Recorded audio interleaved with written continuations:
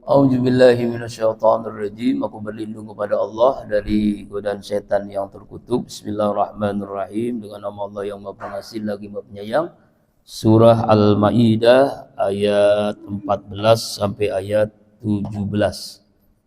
Wa minal ladzina, dan di antara orang-orang, qalu, mereka mengatakan, inna, sesungguhnya kami Nasara, kami ini orang Nasrani, kami ini orang Kristen.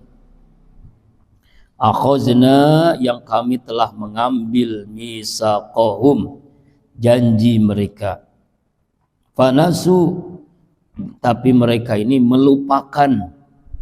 Hazzon, sebagian mimma, dari apa-apa zukirubih, yang diperintahkan mereka untuk beriman. Fa'aghrayna bainakumul adawata, maka kami tumbuhkan di antara mereka perpecahan, permusuhan, wal baghdha, dan kebencian, ila yaumil qiyamah, sampai hari kiamat. Wa sawfa, dan nanti kelak, inabihumullah, Allah akan memberitahukan kepada mereka bima kanu yasnaun, tentang apa yang mereka lakukan. Allah Subhanahu wa taala menjelaskan di ayat 14 ini, yaitu tentang orang-orang Nasrani yang pernah ngomong seperti ini, yang pernah berkata kepada Nabi Muhammad SAW. Ya, apa ucapannya? Inna nasara akhazna misaqahum wa nasu hajjum mimma zukurubi. Kami ini orang-orang Nasrani, kami ini mengikuti Nabi Isa alaihissalam. Ya kan? Kami ini muridnya, jamaahnya Nabi Isa, Yesus putra Maryam. Tapi pada kenyataannya mereka berjanji kepada Nabi Muhammad SAW untuk membela, mendukung dakwahnya Nabi Muhammad, beriman kepada seluruh nabi yang diutus Allah. Tapi apa yang dilakukan? Panasu, mereka melupakan apa janjinya. Janji beriman kepada Nabi Muhammad, beriman kepada seluruh para nabi, beriman kepada Al-Quran. Tapi mereka cuma janji doang, ya, janji doang, jadi nggak ditepati. Hazzum mimma zukirubi, sebagian apa-apa yang diperintahkan kepada mereka. Jadi nggak ada bedanya dengan orang-orang Yahudi. Mereka itu janji beriman kepada Nabi Muhammad, tapi pada kenyataannya enggak. Ya, jadi orang Kristen dulu beriman kepada Nabi Muhammad SAW. Yang menarik tadi sebelum musola ini, saya melihat ada pernyataan dari orang Kristen Ortodok. Wah, orang Kristen nih, jadi pendetanya. Kristen Ortodok itu Kristen yang dulu itu ya, Ortodok, dan dia menginginkan bahwa dunia ini kembali khilafah, kembali khalifah, kembali sistem pemerintahan itu kembali ke zaman Nabi Muhammad SAW, ke zaman para sahabat. Kenapa? Karena itulah yang bisa merubah dunia ini keadilan, ya, merubah keadilan. Jadi sistem negara di dunia ini sekarang udah rusak oleh Yahudi. Itu sistem demokrasi. Yang sekarang nih yang kita rasakan kan sistem yang rusak ini.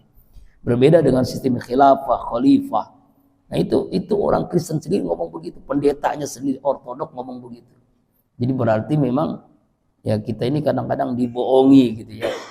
Ya, dibohongi oleh apa yang terjadi di negeri kita. Nah, jadi sistem khilafah itu sistem yang keadilan. Bahkan Presiden Prabowo ngomong begitu kan. 900 tahun ya dikuasain Islam, Turki Utsmani, itu nggak ada yang kesusahan, nggak ada kelaparan, nggak ada kezoliman. Yang ada keadilan, yang ada kemakmuran, yang ada kebahagiaan. Itu diakui sendiri, itu dia ngomong sendiri. Berarti khilafah itu, khalifah itu sistem yang sesuai dengan Al-Quran, dan sunnah Rasulullah SAW. Kapan terjadi? Wallahu alam. Tapi orang sudah mulai sadar diri kan, sistem kita ini sistem yang rusak sebenarnya. Dari sistemnya sudah rusak, ya apalagi bernegaranya semakin rusak, ya kan? Nah, ini kembali kepada orang Kristen, orang Nasrani pernah janji kepada Nabi Muhammad untuk mengakui bahwasanya Nabi Muhammad Nabi terakhir.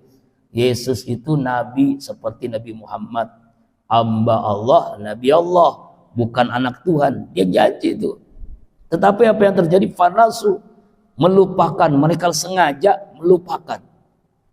Kalau dalam tafsir Ibnu Katsir, sengaja melupakan apa yang mereka lakukan.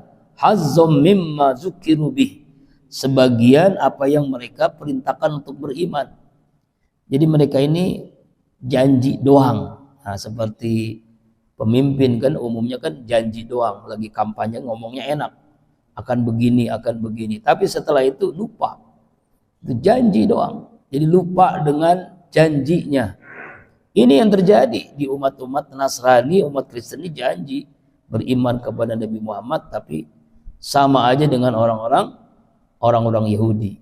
Lalu apa yang terjadi? Fa'aghrayna bainahumul adawah.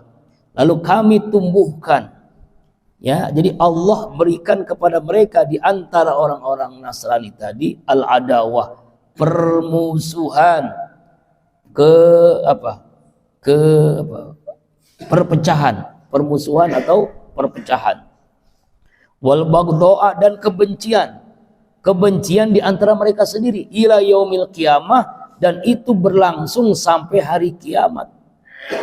Makanya kan orang-orang Nasrani ini banyak sektenya, banyak golongan-golongannya. Ada namanya Katolik, ada namanya Protestan, ada namanya Advent, ada namanya apalah begitu. Jadi Pak, kalau orang Kristen nih Pak ya, ini bukan sholat ya, ibadah nih. Ini gereja nih. Dia boleh hanya di situ doang, gereja itu doang. Jadi nggak boleh dia beribadah di gereja yang lain. Ya kan? Itu untuk misalnya di gereja Batak doang tuh. Orang Jawa, orang nggak boleh. Ya kan? Nggak boleh. Nggak bisa. Dia harus jadi anggota dia dulu. HKBP, ya HKBP gitu ya. Kalau orang Islam kan sholat dimanapun boleh nggak? Boleh. Di musola manapun, boleh. Dimanapun berada boleh. Emang agama karangan doang, agama yang dibuat oleh orang-orang pendeta-pendetanya yang emang itu juga bersekutu dengan setan, bersekutu dengan iblis. Makanya setelah mereka lupa janjinya, Allah katakan di surah Al-Maidah ayat 14 ini, mereka ditumbuhkan al-adawah, perpecahan, wal baghdha, kebencian di antara mereka sendiri. Jadi mereka benci, Pak. Jadi kalau kita kan misalnya Muhammadiyah NU kan dulu kan ramai, sekarang udah enggak lagi kan. Kalau sekarang namanya Salafi ini yang sering ribut ya, yang permasalahin usoli dengan usoli, kunut enggak kunut, itu masalah itu terus tuh masalahnya itu mulu. Nah, orang-orang Kristen pun lebih dahsyat lagi, Pak. Jadi perpecahan, kebencian di antara mereka lebih parah. Di antara mereka sendiri benci, di antara mereka sendiri adalah al-adawah, permusuhan. Allah yang tumbuhkan tuh. Jadi di antara mereka ditumbuhkan saling benci, saling memusuhi di antara mereka sendiri, saling mengutuk, bahkan saling mengharamkan, saling melarang. Jadi mereka tuh nggak bisa ibadah di tempat yang sama. Mereka tuh hanya golongannya, kelompoknya doang. Dan itu terjadi, kata Allah, ila yaumil qiyamah, sampai hari kiamat, Pak. Jadi mereka ini bertengkar, berbeda, berselisih sampai hari kiamat, gak bakalan bersatu. Wa sawfa yunabbi'uhumullahu bima kanu yasnun. Makanya yang terjadi sekarang, gereja itu hanya didatangi orang-orang tua doang. Gak ada anak-anak muda yang datang ke gereja. Akhirnya apa yang terjadi? Ya banyak gereja dijual. Itulah yang banyak dibeli oleh umat Islam. Ya kan? Dibeli oleh Aagim tuh, Darut Tauhid ya, di Australia, di Amerika, di Jerman. Sekarang gereja banyak jadi masjid, Pak. Itulah luar biasanya. Ya. Ya, apa yang menyebabkan? Karena mereka saling benci, makanya nggak ada tuh. Ya, yang gereja gede doang, tapi yang beribadahnya nggak ada orangnya. Wa saufa yunabimullahu bima kanu yasnaun, dan nanti mereka diberitakan oleh Allah pada hari kiamat tentang apa yang mereka lakukan waktu di dunia. Jadi ayat ini adalah ancaman, kecaman yang tegas kepada orang Nasrani yang telah mendustakan Allah dan Rasulnya. Mereka tidak percaya Yesus itu hamba Allah, Rasulullah.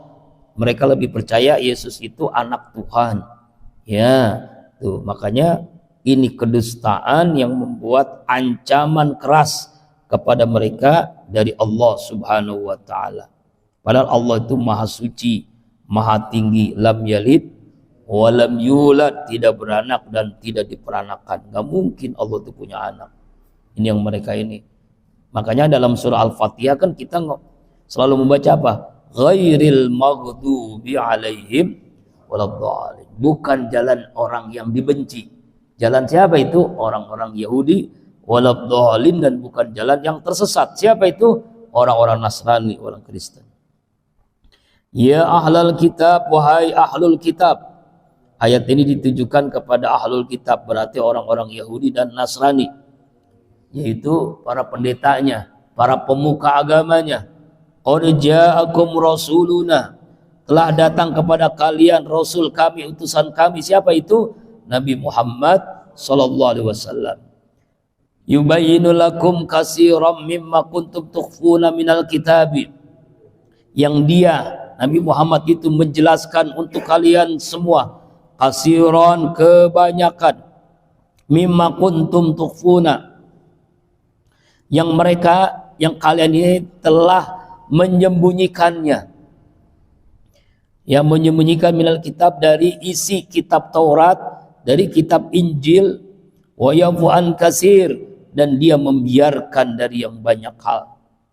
Jadi Allah Subhanahu wa taala, ayat ini ditujukan kepada para pemuka agama, para pendeta, orang Kristen dan orang Yahudi.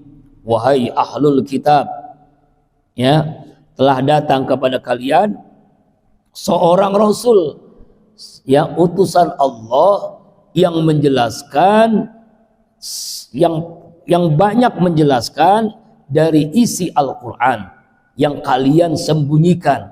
Sembunyikan dari mana?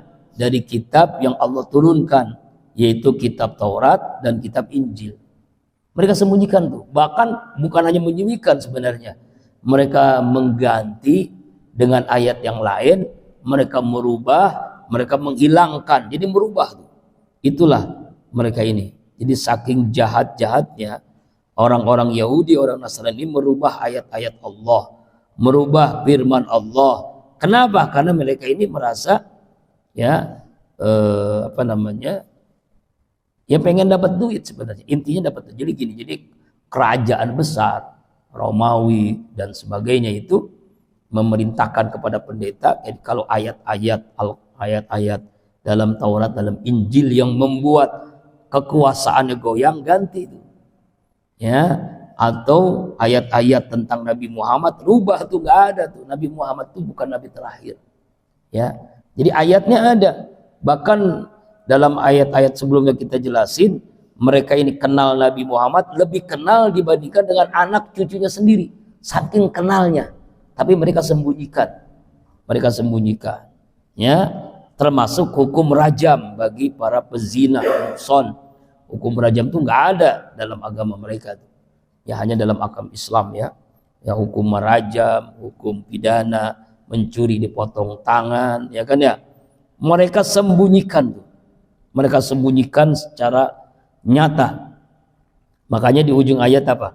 Qad ja'akum minallahi nurun wa kitabun mubin. Sungguh datang kepada kalian dari Allah cahaya dan kitab yang jelas. Apa maknanya? Allah telah menurunkan kepada mereka Nabi Muhammad sebagai nurun, cahaya, wa kitabun mubin, dan kitab yang sangat jelas. Apa itu? Al-Qur'anul Karim. Ya kan? Al-Qur'anul Karim, sangat jelas, sangat gamblang. Ya, Allah telah turunkan Nabi Muhammad, Allah telah turunkan Al-Quran sangat jelas ya tentang apa yang mereka sembunyikan selama ini. Apalagi nih sebentar lagi nih, sekarang kan bulan Desember, berarti berapa hari lagi? Tanggal 25. Jangan ikut-ikutan Pak nih ya, jangan mengucapkan, jangan ikut-ikutan Selamat Natal, jangan ucapkan kalimat itu, jangan ya, jangan ngikutin lah aturan-aturan mereka ya Pak ya, jangan ikutin ya agama aturan mereka. Ini kadang-kadang kita ini, oh ini mah toleran ya. Toleran itu bukan begitu Pak. Toleransi dalam beragama itu bukan masalah akidah, bukan masalah ibadah, masalah bermasyarakat. Silakan kita gotong royong, kita silaturahim, boleh. Tapi kalau masalah akidah, masalah ibadah, lakum dinukum waliyadin, jangan dicampur adukan.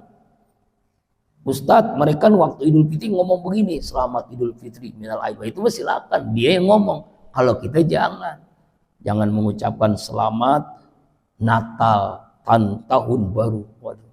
Ya Pak ya? Jangan Pak. Selamat Natal, jangan. Karena itu merubah keyakinan nanti akhirnya, tanpa sadari kita mengucapkan selamat atas Nabi Isa itu sebagai anak Tuhan. Nah itu masalahnya. Itu masalahnya. Yesus, Nabi Isa sebagai anak Tuhan. Kan selamat Natal itu atas kelahiran Yesus kan. Itu masalahnya. Makanya janganlah. Ya kok ente nggak mengucapkan ini masalah agama, guys, ya bro, ini masalah agama, jangan saling inilah ya. Kalau masalah lain kita saling teman, iya silakan kita berteman, ya dalam bisnis silakan. Tapi kalau dalam soal agama, lakum dinukum waliyadin, ya ini, ya Pak ya, ini kan sebentar lagi nih kan. Nah, yahdi bihillahu manittaba ridwanahu subulas salami wa yukhriju minaz zulumati ilan nuri biiznihi wa yahdihim ila siratim mustaqim. Ayat 16. Telah datang tadi kan di ayat 15 dari Allah cahaya Nabi Muhammad dan kitab Al-Quran. Yang kitab Al-Quran dan cahaya itu Nabi Muhammad yahdi, memberikan hidayah, memberikan petunjuk, bihi dengan Al-Quran itu ya, Allah memberikan petunjuk dengan Al-Quran, manittaba ridwanahu, siapa orang yang mengikuti keridhaan Allah, siapa orang yang mengikuti keridhaan Allah, maka dia akan mendapatkan petunjuk dari Allah. Makanya kan dzalikal kitabul la raiba fihi hudan lil muttaqin, hudan petunjuk bagi orang yang bertakwa. Tuh, yahdi bila minallah manittaba ridwanahu. Al-Quran itu memberikan petunjuk. Jadi Al-Quran ini jelas, ini halal, ini haram, ini boleh, ini nggak boleh, ini hak, ini batil, ini perintah, ini larangan, sangat jelas Pak. Al-Quran itu memberikan itu. Makanya kita selalu minta kepada Allah, ihdinas siratal mustaqim, tunjukilah hidayah kami jalan yang lurus. Jalan yang lurus itu jalan dari Al-Quran. Jalannya siapa? Siratal ladzina an'amta alaihim, jalannya orang-orang yang Allah telah berikan nikmat. Itu jalannya para nabi, jalannya sahabat, solehin, suhada dan seterusnya. Subulas salam, jalan keselamatan, itulah jalan keselamatan. Jalan menuju ridha Allah, jalan menuju surga, jalan menuju kebahagiaan abadi di akhirat selama-lamanya. Itulah subulas salam. Makanya ada namanya, nama masjid Subulas Salam, nama pesantren Subulas Salam. Ini artinya jalan keselamatan. Subulas Salam. Wa yukhriju minaz zulumati minan nur, dan dialah Allah mengeluarkan kalian dari zulumat, dari kegelapan, min ilan nur, kepada cahaya. Dari kegelapan apa itu? Dari kekufuran, dari kemusyrikan, dari kebohongan, ilan nuri, kepada cahaya iman, ilmu, cahaya yang memberikan cahaya. Itu semua biizni, dengan izinnya Allah. Wa yahdihim, dan dialah Allah memberikan hidayah, petunjuk, ila siratim mustaqim, kepada jalan yang lurus. ya kan, yaitu agama Islam. Ya, maksudnya adalah Allah lah yang menyelamatkan kita. Allah lah yang memberikan hidayah kepada kita, mengeluarkan kita dari kegelapan menuju cahayanya. Apa kegelapan itu? Orang yang maksiat itu gelap, orang yang ingkar itu gelap, orang yang kufur itu gelap, orang yang melakukan perbuatan dosa itu gelap.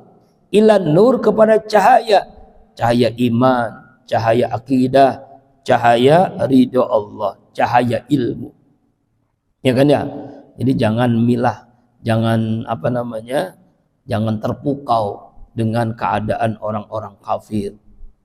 Ya, orang kafir itu bercahaya, apa buktinya kaya-kaya gitu. Jangan, Pak. Jangan terpukau orang-orang kafir yang uangnya berlimpah, hidupnya mewah, ya, wah, kan ya. Enggak, janganlah. Itu semua namanya istidraj. Coba dah, orang yang terkaya di dunia kan banyak kan orang-orang kafir kan. Tapi justru yang terkaya itu kita, Pak. Kenapa? Nah, itu contohnya. Kita kan tadi kan sholat qobliyah subuh, sebelum subuh. Itu pahalanya ditimbang dengan dunia dan isinya lebih berat timbangan kita sholat sunnah 2 rakaat sebelum subuh. Ya, apa itu dalam hadisnya? Ya, khairun minad dunya wa ma fiha. Sholatul fajri, sholat sunnah fajar, sholat sunnah 2 rakaat sebelum subuh lebih baik daripada dunia dan isinya. Jadi orang yang paling kaya adalah orang yang sholat subuh berjamaah di masjid, di musola, yang diawali dengan sholat sunnah 2 rakaat sebelum subuh. Itu baru sholat sunnahnya, apalagi sholat subuhnya lebih luar biasa lagi. Makanya pahalanya dapat pahala haji dan umroh. Ya Pak ya, haji ratusan juta, umroh puluhan juta. Itu perlu dana, perlu uang, perlu biaya, perlu waktu, bahkan haji kan. Tapi kita setiap hari bisa dapat pahala itu. Pahala apa? Pahala haji umrah. Bagaimana caranya? Man qadha fi jama'atin. Siapa orang salat subuh berjamaah, summa yazkurunallah, selesai subuh dia berzikir kepada Allah sampai waktu syuruk isyraq, lalu salat sunnah 2 rakaat, maka Allah berikan pahala haji, pahala umrah, tamatan, sempurna hajinya, sempurna umrohnya. Ini namanya sempurna, apa namanya? Haji yang mabrur, hajjah yang mabrurah. Mana umroh yang mabrurah. Dua, mabrurah. Bayangkan itu. Ini kan kabar gembira. Ya, kabar gembira buat kita yang belum pernah ke Mekah, pahala haji Allah berikan. Cuma kan berat kan? Berat nggak Pak? Berat. Makanya perjuangannya luar biasa. Orang yang gagah itu yang malam-malam bangun. Orang yang kuat itu berjamaah di musola. Itulah orang yang kuat, orang yang gagah. Masya Allah. Ada dulu namanya Umi Maktum Pak. Umi Maktum itu buta. Pengen dispensasi, pengen keringanan. Ya Rasulullah, saya ini buta. Apakah saya tetap ke masjid, ke musola berjamaah, sholat subuh? Jawaban Rasulullah gimana? Hal pun nisbin nida. Kamu dengar ajan enggak? Kalau ajan saya dengar. Kamu tetap wajib ke masjid, ke musola. Yang buta aja wajib ke masjid, ke musola untuk sholat subuh berjamaah, sholat 5 waktu berjamaah. Apalagi yang melek, yang belok, ya. Apalagi.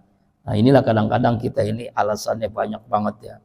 Ya tahu-tahu udah mati, tahu-tahu masuk ke galian kubur, tahu-tahu berjamaah juga di masjid, berjamaah juga di musola. Kapan itu?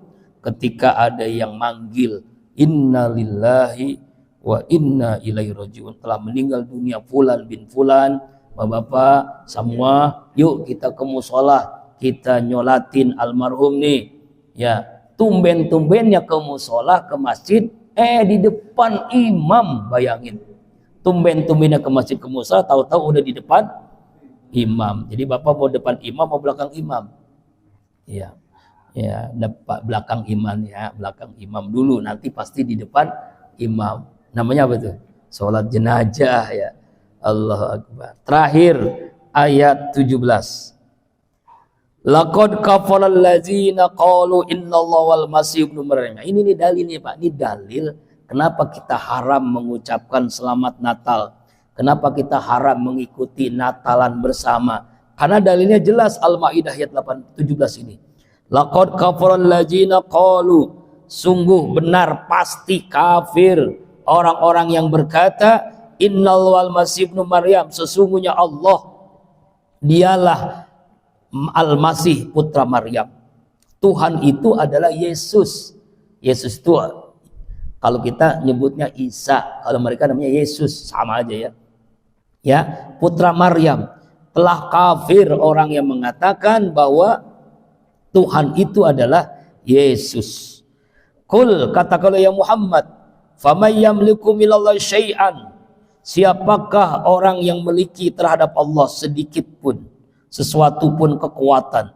In arada ayyulikal masyabna Maryam, jika dia Allah berkehendaki untuk menghancurkan Masih Yesus putra Maryam, wa ummahu, dan ibunya siapa? Maryam, wa man fil ardi jami'a, dan bumi selalah kesurutan. Siapa yang memiliki kekuatan ya yang bisa menghancurkan, memusnahkan Yesus dan ibunya kecuali hanya Allah.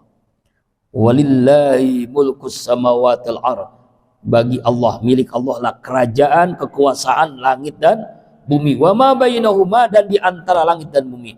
Yakhluqu ma yasha, dialah Allah yang menciptakan sesuai dia yang kehendaki. Wallahu ala kulli syai'in qadir, dan Allah atas segala sesuatu maha berkuasa. Mari kita lihat tafsirnya. Ini ayatnya ya Pak. Diawali dari asbabun nuzul, sebab-sebab turunnya surah Al-Maidah, ayat yang ke-17. Dari Anas bin Malik menjelaskan, ayat ini berkenaan dengan orang-orang Kristen, orang Nasrani yang mempunyai kepercayaan bahwasanya anak Allah itu Yesus, Nabi Isa. Jadi Tuhan itu punya anak namanya Yesus. Maka mereka berkata, sungguhnya Allah adalah Al-Masih al-Maryam. Mereka sombong. Mereka sombong terhadap Rasulullah atas anggapan mereka itu. Sombong tuh. Saking sombongnya mereka mengatakan Yesus itu anak Tuhan. Yesus itu ya Tuhan, anak Tuhan ya Tuhan, begitu. Jadi makanya Tuhannya ada 3 dia. Ya Tuhan ada 3. Bayangin Tuhan ada 3. Kalau orang Hindu Tuhannya banyak dia. Iya, banyaknya apa? Dewa kan. Ada dewa matahari, dewa ini, dewa itu, dewa hujan, macam-macam. Tuhannya banyak. Ya kan? Nah, kalau orang ini Tuhannya 3. Bayangin Tuhannya 3. Aneh bin ajaibnya. Tuhan 3. Nah, itulah. Nah, Yesus adalah salah satu Tuhannya. Itu anak Tuhan. Ya kan? Ini na'udzubillahi min dzalik. Maka itu yang menyebabkan kita diharamkan Pak mengucapkan selamat Natal. Karena mengakui Yesus sebagai anak Tuhan, itu masalahnya. Tanpa kita sadar, kita mengakui Nabi Isa sebagai anak Tuhan, sebagai Tuhan, itu yang gak bolehnya. Ya kan ya? Selamat Natal itu kan berarti kita mengakui Yesus sebagai anak Tuhan. Jadi Allah Subhanahu wa taala di ayat 17 ini menceritakan tentang kekafiran, kekufuran orang-orang Kristen, orang-orang Nasrani, karena mengatakan bahwa di dalam dirinya Yesus itu ada zatnya Tuhan. Padahal Yesus itu, Nabi Isa itu Nabi Allah, hamba Allah, Rasulullah, Nabi dan Rasulullah, ya, utusan Allah yang diperintahkan untuk berdakwah.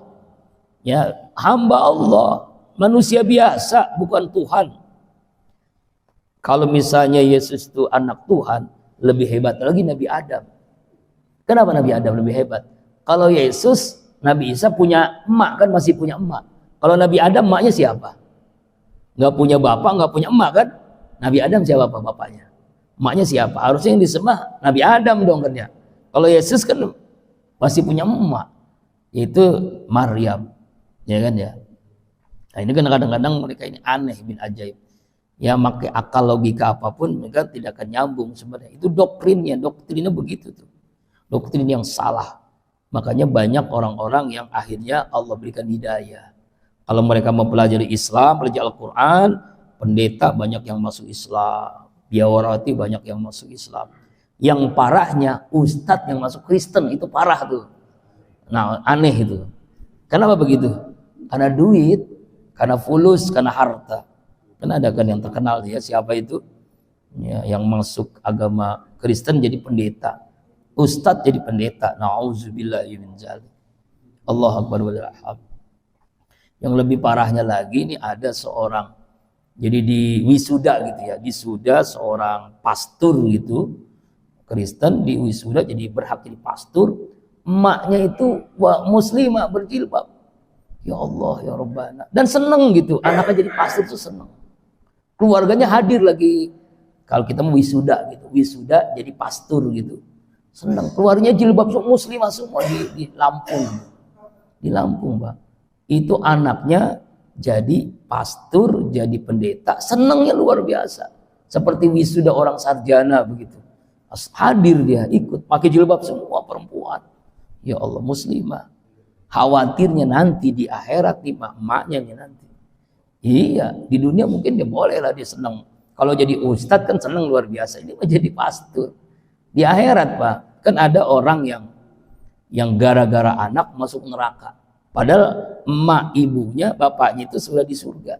Ditarik oleh anaknya untuk masuk neraka bareng-bareng. Nah, ini khawatir begitu. Ya pasti itu, mah. Kecuali dia bertaubat dan anaknya itu kembali ke Islam. Ini benar, Pak, ini kenyataan ini. Ada videonya. Coba aja lihat di YouTube. Ya, keluarga Islam, anaknya jadi pastor itu di Lampung. Belum lama kejadian, berapa minggu ini nih. Ya Allah ya Rabbana. Nauzubillahi min dzalik. Bangga begitu ya. Anaknya jadi pastor, bangga. Kecuali dia Kristen itu mah biasa lah. Ini orang Islam, Pak. Muslimah. Itulah dunia ya. Yang kembali lagi. Jadi sungguh ayat ini menjelaskan kafir orang-orang yang mengatakan Yesus ini sebagai Tuhan atau anak Tuhan. Itu, Pak. Jadi seandainya nih, makanya Allah Subhanahu wa taala di ayat ini katakanlah ya Muhammad, katakanlah ya Muhammad, siapakah paman yang yamliku minallah? Siapakah yang memiliki kekuatan selain Allah? Siapa yang memiliki kekuatan selain Allah nih? Jadi Allah menantang nih, siapa yang memiliki kekuatan selain Allah? Kekuatan, misalnya Yesus ini hebat, Maryam ini hebat, misalnya anak Tuhan kan ya, hebat, atau dewa-dewa itu hebat. In arada ayulikal masyab namriyam. Jika Allah menghendaki menghancurkan Yesus itu sangat mudah. Sangat mudah, dia manusia biasa, dia nggak punya kekuatan apa-apa. Padahal Yesus sendiri mengatakan, ini Abdullah, saya itu hamba Allah, saya itu utusan Allah. Dia mengatakan begitu. Nggak mungkin ya Allah saya ini anak Tuhan, nggak mungkin. Saya ini sama dengan nabi-nabi yang lain. Saya ini utusan Allah, saya nabi Allah. Ya, nah nabi yang nggak kawin ini Nabi Isa, Pak. Nabi yang nggak sempat kawin, Nabi Isa. Kenapa nggak sempat kawin? Bukan nggak mau kawin, nggak mau nikah, karena memang ketika mau disalib diangkat oleh Allah ke langit. Makanya ketika Rasulullah Islam ketemu dengan Nabi Isa, ya kan? Itu makanya umatnya itu pendeta-pendetanya banyak yang nggak kawin, ya, karena meniru Nabi Isa katanya nggak kawin. Bayangkan ustadz kiai disampaikan tidak boleh nikah. Paling saya berhenti jadi ustadz gini ya. Ya Allah ya Rabbana, perabotan bagus, masa kita nggak kawin? Ya, auzubillahi min dzalik. Ya kan dikebiri kan, akhirnya dikebiri, Pak. Ya Romo, pendeta, pastor tuh nggak kawin, Pak. Cuma masalahnya itu kan udah fitrah, laki-laki suka perempuan itu fitrah. Apa yang terjadi? Ya Allah, akhirnya banyak yang berzina dengan biarawatinya. Nauzubillahi min dzalik. Iya kan? Nah, jadi kalau Allah menghancurkan Isa, menghancurkan ibunya Maryam, sangat mudah bagi Allah. Jangankan itu, waman fil jami', seluruh manusia Allah hancurkan. Sangat mudah bagi Allah. Ini maksudnya ayat ini menjelaskan seandainya Allah melakukan itu sangat mudah. Jadi hanya Allah yang berkuasa untuk menghancurkan alam semesta ini. Ya Pak ya. Walillahi mulkus samawat. Coba lihat di ujung ayat ini.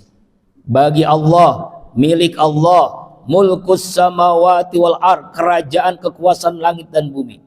Milik Allah lah kerajaan langit dan bumi. Semuanya Allah yang berkuasa, di langit dan bumi Allah berkuasa. Wa ma bainahuma, dan di antara keduanya, di antara langit dan bumi itu adalah dalam genggaman Allah, dalam kekuasaan Allah Subhanahu wa ta'ala. Makanya kita harus yakin, Pak, seyakin-yakinnya.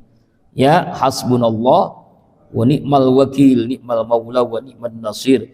La haula wa la quwata illa billahil aliyil azim. Memang itu ucapan mereka, Pak. Jadi ucapan mereka itu seperti itu sampai hari ini. Sampai hari ini pengikut atau orang-orang Kristen itu sampai sekarang seperti ini. Ya, dia mengatakan Yesus itu anak Tuhan. Itu yang tidak akan nyambung dengan kita. Tidak akan sama. Beda akidah, beda keimanan kita dengan mereka tuh di situ. Letaknya di situ, Pak. Bedanya kita dengan orang Kristen, orang Nasrani adalah bedanya ya kalau kita memandang atau beranggapan dan kita yakini Nabi Isa itu nabi. Sama nabi-nabi yang seperti Nabi Adam, Nabi Sulaiman, Nabi Daud, Nabi Musa sama. Jadi nggak ada dia anak Tuhan atau Tuhan, bukan. Dia manusia biasa. Anaknya dari Maryam. Kenapa dia nggak punya ayah? Ini bagian daripada apa? Inayatullah, kekuasaan Allah. Ya sama dengan Nabi Adam tidak punya ayah, tidak punya ibu. Ya kan ya? Itulah kekuasaan Allah. Ya khluqu ma yasha. Allah menciptakan apa yang Allah kehendaki. Terserah Allah menciptakan manusia yang punya emak doang, manusia yang nggak punya emak, nggak punya ibu juga sangat mudah bagi Allah. Sangat mudah, karena Allah yang berkuasa. Apapun mudah bagi Allah. Wallahu ala kulli syai'in qadir, dan Allah atas segala sesuatu maha berkuasa. Allah yang menentukan kita, Allah yang berkuasa atas apapun. Maka inilah akidah. Keyakinan kita ini harus tertanam. Apapun yang kita lakukan itu atas kehendak Allah, atas kekuasaan Allah Subhanahu wa ta'ala. Kesimpulannya, surah Al-Maidah ayat 14 sampai 17. Pertama, bahwa orang-orang Nasrani Kristen berjanji ya untuk mengakui Nabi Muhammad sebagai nabi dan rasul, tapi mereka lupa dengan janjinya. Mereka janji lupa. Makanya Allah tumbuhkan dalam perasaannya al-adawah wal baghdha, permusuhan dan kebencian di antara mereka sendiri, dan itu sampai hari kiamat. Kenapa? Karena mereka lupa dengan janji, mereka mengingkari janjinya. Kesimpulan yang kedua yaitu tentang ahlul kitab, para pendeta, pemimpin agama Yahudi, pemimpin agama Nasrani, ya, bahwa telah datang nabi dan rasul yang sangat jelas, yaitu Nabi Muhammad SAW, penutup nabi dan rasul yang ada di dalam kitab Taurat, yang ada dalam kitab Injil, yang menjelaskan yang mereka sembunyikan selama ini dalam kitab Taurat dan Injilnya. Kitabun ja'akum minallah nurun wa kitabun mubin.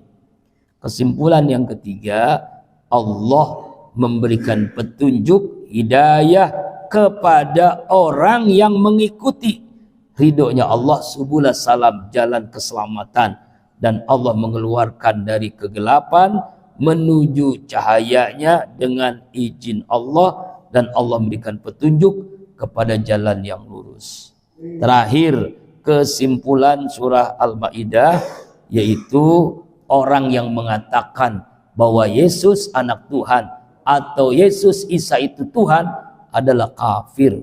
Makanya jangan sampai kita ikut-ikutan mengucapkan kalimat selamat Natal, apalagi ikut Natalan bersama. Kita diundang ikut Natalan, ikut nyanyi-nyanyi, nauzubillah min dzalik. Ya kan Pak ya? Nah ini, kenapa? Karena dia bukannya, Yesus itu bukan anak Tuhan. Dia manusia biasa, nabi dan rasul yang Allah utus kepada umatnya. Ya, Allah lah pemilik kuasaan, ya, langit dan bumi. Allah berkuasa untuk menentukan apapun karena Allah yang maha berkuasa. Wallahu a'lam bishawab. Mudah-mudahan kita dapat mengambil hikmah dari apa yang kita baca. Allahumma arhamna bil Quran.